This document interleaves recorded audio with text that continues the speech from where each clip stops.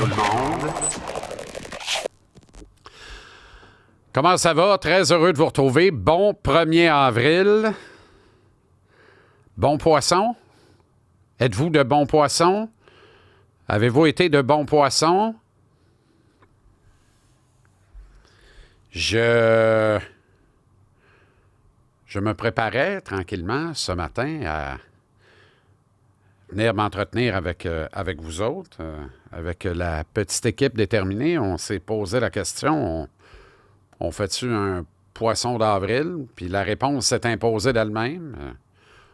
Non. Que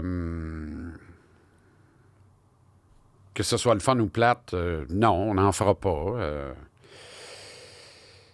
Je pense qu'on a pris la bonne décision, honnêtement.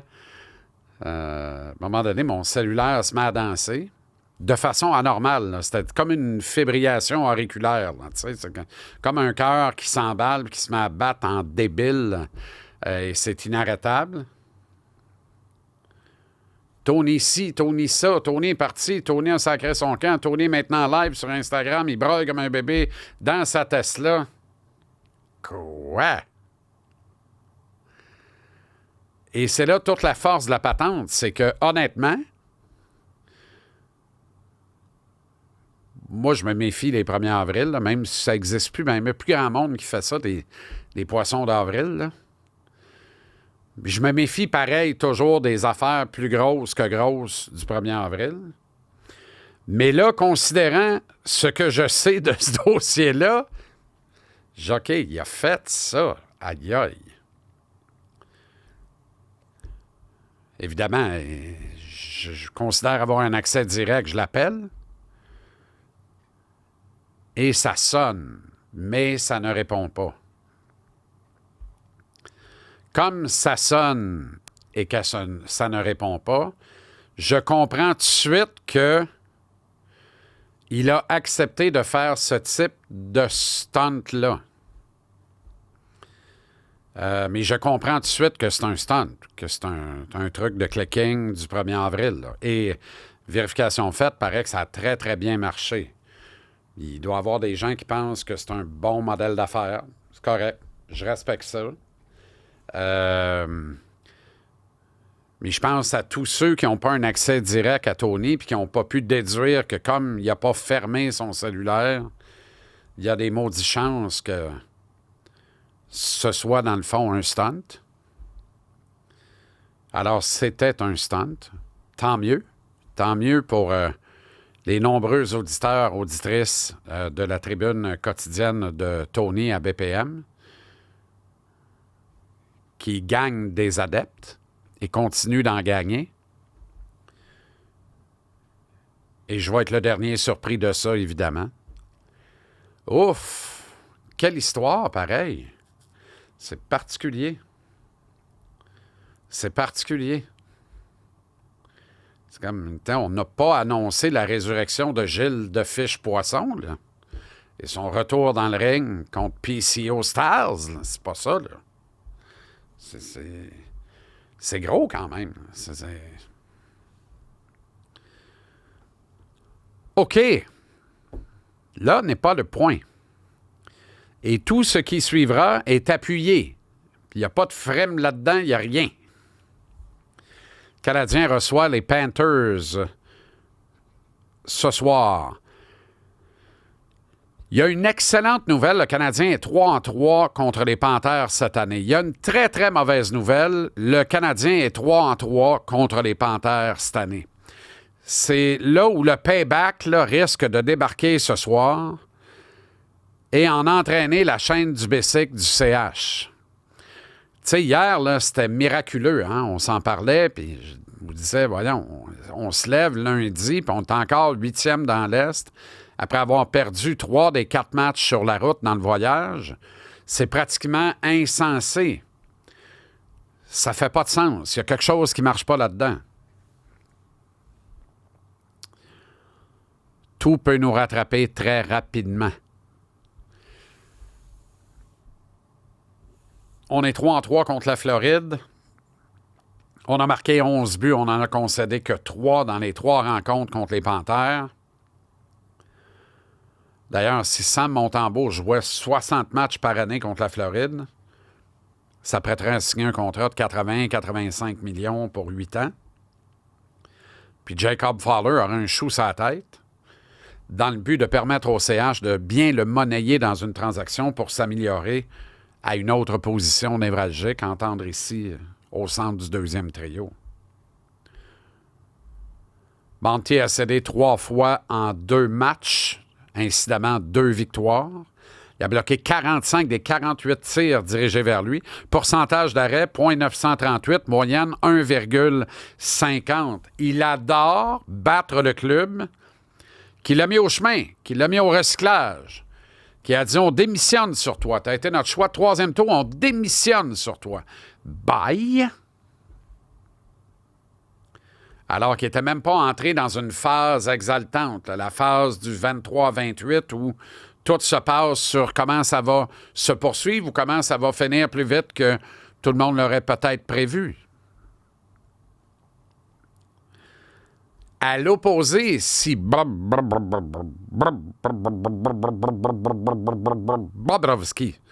affrontait le Canadien 60 fois par année,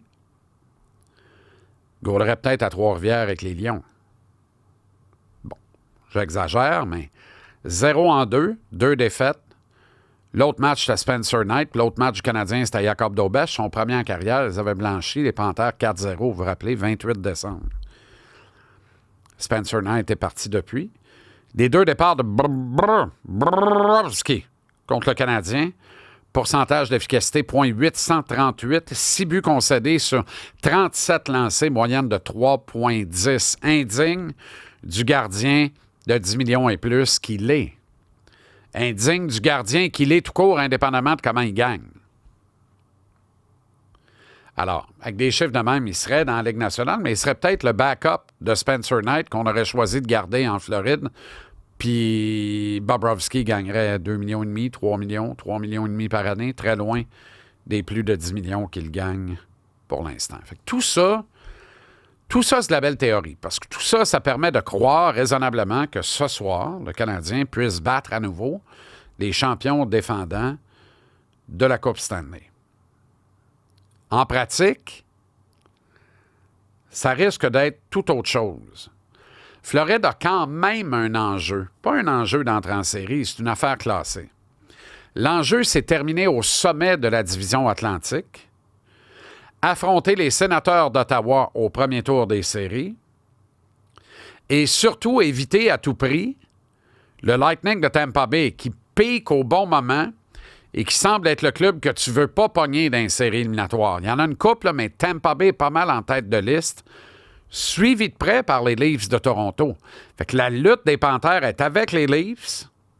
Le retard des Panthères est de 3 points, mais ils ont un match en main. Et avec le Lightning de Tampa Bay. Et si jamais, à la fin de la saison, ils doivent se mesurer soit aux Leafs, soit au Lightning, parce qu'ils ont échoué dans leur tentative de remporter le championnat de la section Atlantique, et donc de se mesurer aux Sénateurs, qui vont être tout un adversaire pareil, mais quand même, sauf mon respect pour Ottawa, un adversaire moins fringant que Toronto cette année, coaché par coach Bérubé, ou encore le Lightning qui pique au bon moment. Alors, si ça arrive, ils vont avoir juste eux-mêmes à blâmer, les Panthers. Parce que ça va être facile d'identifier les 4 défaites en 4 matchs contre le Canadien comme étant la clé de la débâcle. La clé qui fait en sorte que pour recommencer ce parcours et tenter de le refaire, c'est-à-dire gagner une 2e Coupe Stanley consécutive, ils vont devoir, dès le premier tour, jouer l'équivalent d'une finale d'association et une bonne. Je pense, modestement. Et là, je ne dis pas qu'il y avait une commande, même si le petit sourire un peu narquois en coin de Sylvain Lefebvre, un bon Québécois des cantons de l'Est, adjoint de Paul Maurice, The Undertaker, derrière le banc des Panthères. Le petit sourire en coin de Sylvain Lefebvre après le slap shot de Mikola, qui a failli atteindre David Savard 120 pieds plus loin, m'a dit qu'il y avait dans ce slap shot de Mikola beaucoup de préparation pour le duel de ce soir. Je pense que les Panthers vont sortir les griffes, ce soir. Et à l'heure où on se parle, je ne suis pas certain du tout de comment on peut assurer la réplique dans le camp montréalais. Mais je sais une affaire. Si la réplique est le douanier de service ou le responsable du service à la clientèle, dirait mon ami le Père Noël, est Michael Pezzetta, pas sûr que la Pezzetta fait peur au camelot du Journal de Montréal. Alors, honnêtement, là, sauf mon respect, là. C'est des Panthères de la Floride, c'est les champions défendants de la Coupe Stanley. A.J. Greer, c'est du beau papier sablé, il recule pas devant personne, mais il reculera certainement pas devant Pezzetta. Mikola, si on lui demande d'assurer, amène ton lunch. C'est un colosse, un costaud. À la place de Martin, c'est un no-brainer, là. No-brainer. D'abord, je parle avec Kent et Jeff. Petit Jacky, rendu à 19 goals en bas, et t'es à Laval, on procède sur un rappel, comment est-ce qu'on joue ça, le club a une grosse semaine en bas, il va bien, blablabla. Je le prendrais, moi, à la place de la Pezzetta, c'est à 4, avec Evans et Armia. Clos, ça n'arrive pas, ça n'arrivera pas. Si ça avait eu arrivé, on l'aurait su après 5 heures hier, probablement, là.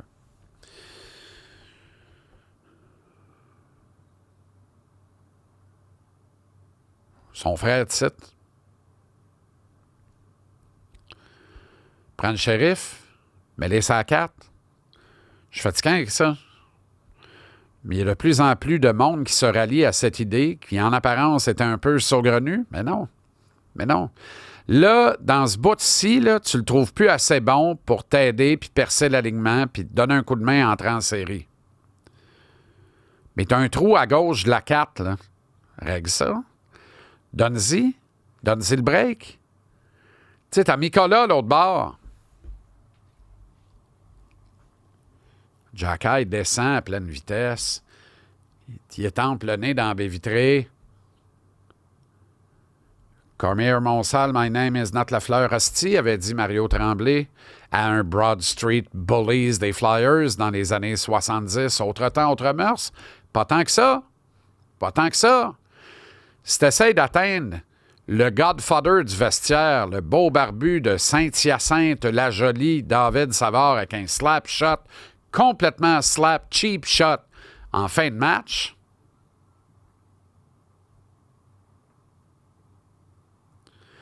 on va présenter l'autre joue, mais à notre manière.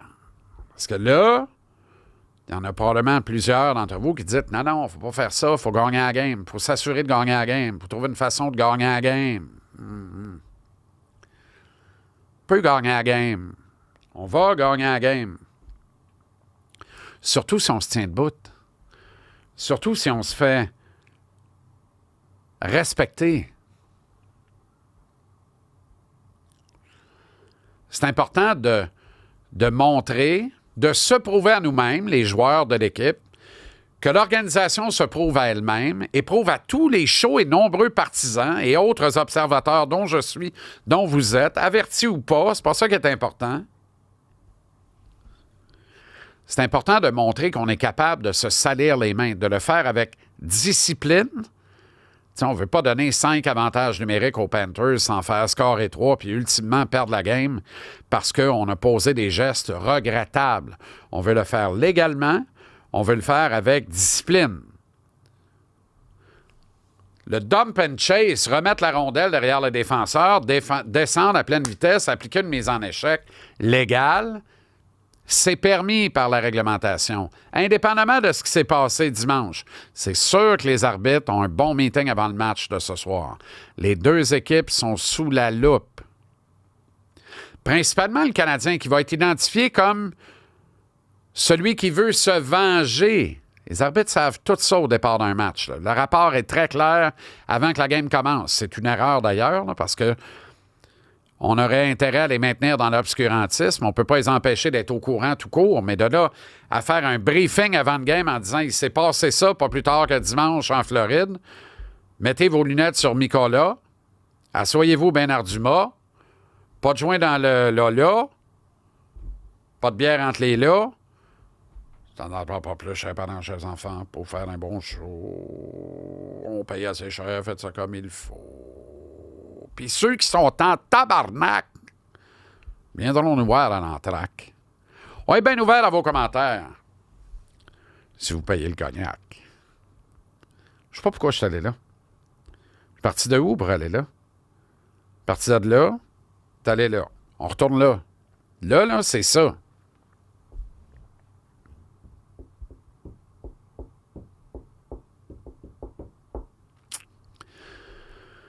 Présente l'autre joue façon hockey du Canadien en 2025. Le Canadien ne reculera pas.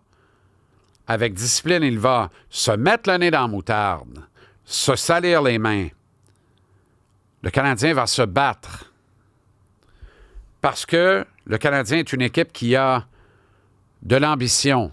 Et son ambition ne lui permet pas l'indiscipline qui fait perdre un match. Mais il y a moyen, en demeurant discipliné, de se tenir debout, de se faire respecter, sans se ramasser dans la boîte, puis perdre le match à cause d'un homme. Une fois que j'ai tout dit ça, je crains la défaite ce soir, hélas. Je crains la défaite. Ça sent ça même de Sunrise jusqu'à Montréal, malheureusement. Mais il faut jouer ce match-là. Puis le public est là. Puis le public a un effet sur le Canadien. Le Canadien, c'est le premier match à domicile après un long voyage. Ça, c'est toujours plus compliqué aussi en principe. Puis il n'y a rien qui est pour autant perdu advenant une défaite ce soir, il faut le dire. Là. Même une défaite à la régulière. Mais moi, je prendrais une défaite avec un point. À ce soir, là, si tu me fais choisir entre jouer le tout pour gagner ou perdre, ou je te donne l'assurance que tu ramasses un point, là, c'est niaiseux. Là. À ce soir, je ramasse le point. Je pèse fort, il y a 3 copies, je ramasse le point. Je ne veux pas prendre le risque d'être à 0 ce soir. Parce que Nashville est à Columbus, en principe. Les Jackets l'emportent. Détroit est à Saint-Louis, ce ne sera pas de la tarte. Les Blues jouent bien. Mais les Wings sont en guerre. Il y a une bonne rivalité naturelle de tout temps entre ces deux équipes, même si maintenant Détroit est dans l'Est, Saint-Louis est dans l'Ouest. C'est jouable pour les Wings.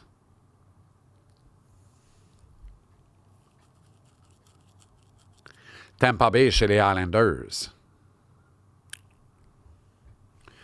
En principe, les Isles sont dans le gros trouble ce soir.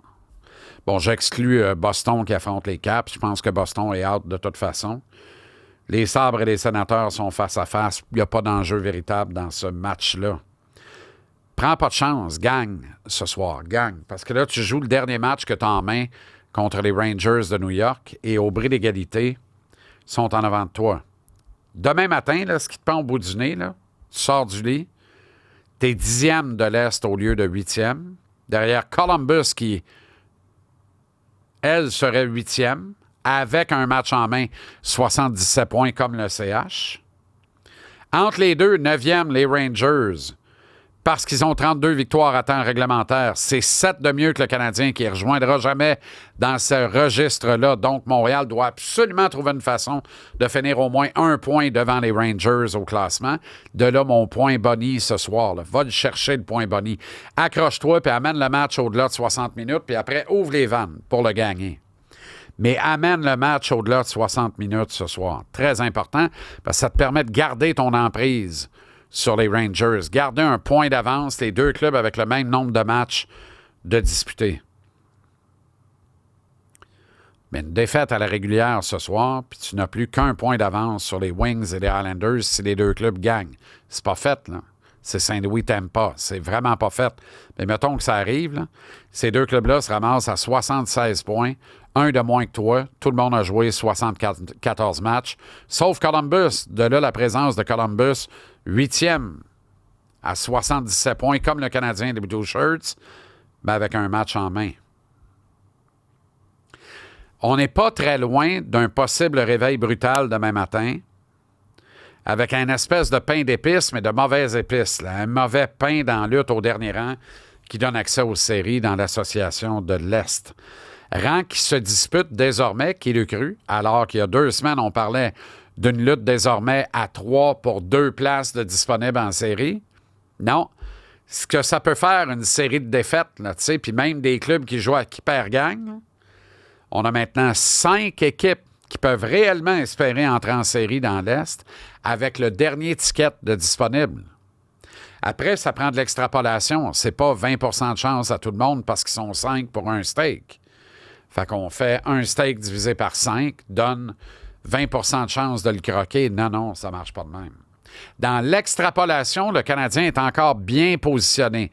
Nombre de matchs restants, nombre de matchs à domicile restants versus le nombre de matchs sur la route, qualité des adversaires, qualité des unités spéciales, la combinaison de l'avantage et du désavantage numérique. Dans les 5 qui restent en vie pour le dernier steak, il y a juste le Canadien qui combine pour au-delà de 100 quand on additionne les 2 pourcentages. C'est une stat très révélatrice pour moi. C'est une stat très importante pour moi. Mais morale de l'histoire, ce soir, ramasse un point au-delà de 60 minutes. Ramasse un point au-delà de 60 minutes. C'est tellement important. C'est névralgique. Jeudi, le Boston. Samedi, Philadelphie. Les Flyers n'ont plus que 6 matchs à disputer à leur saison. Donc, eux ont joué pas mal de matchs.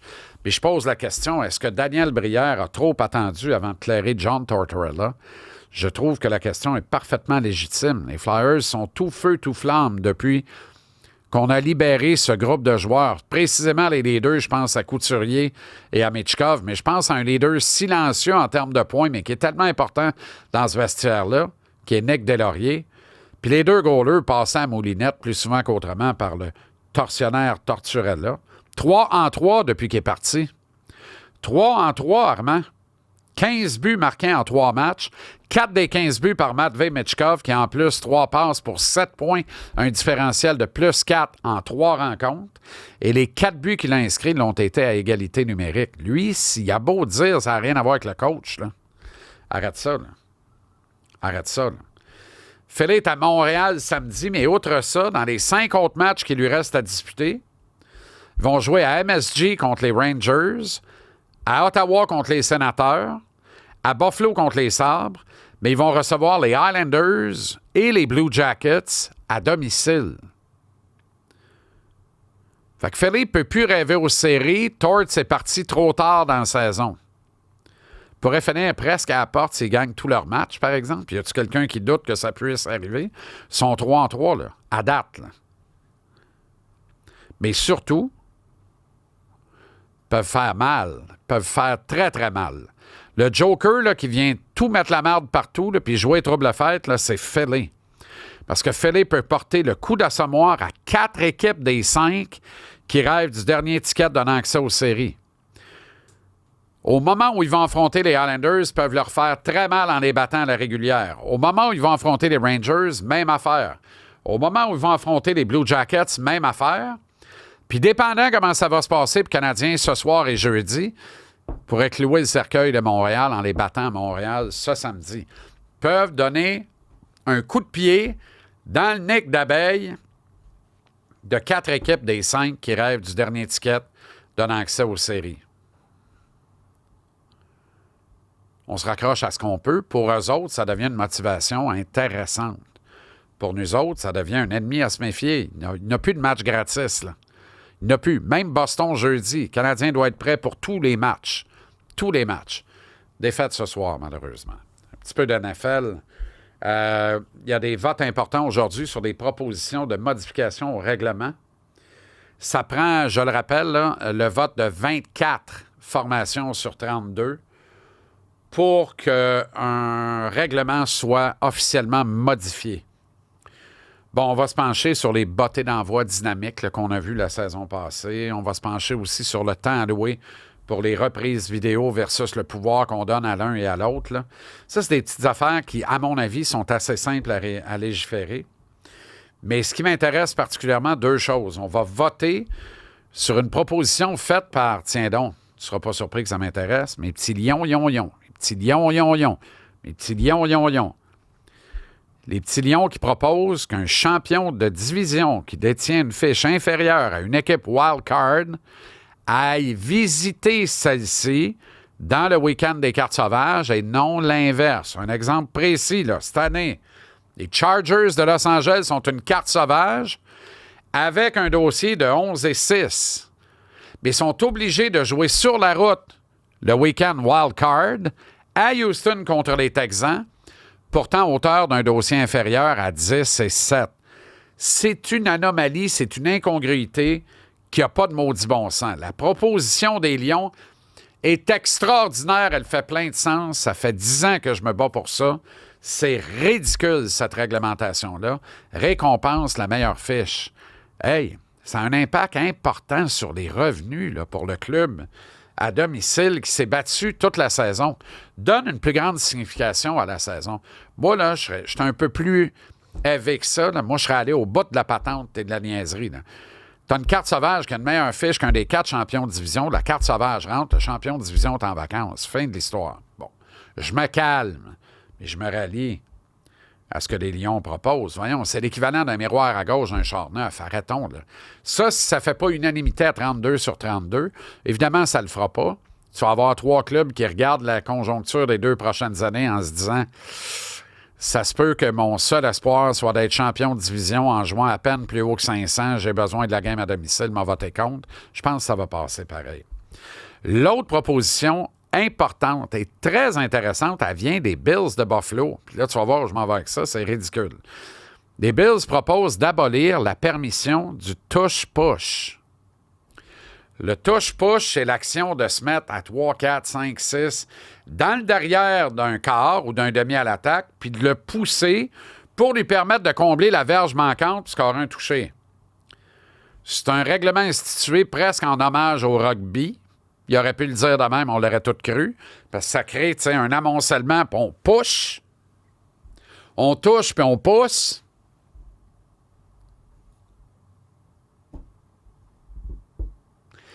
Vraiment pas certain que ça va passer. Puis vraiment surpris que Sean McDermott soit le porteur de ballon de ce changement-là, considérant le nombre de fois où Josh Allen se faufile bien poussé par l'arrière par ses camarades pour aller marquer un touché. But, Bills will be Bills. Et ça qui est ça. Respect à la Bills Mafia.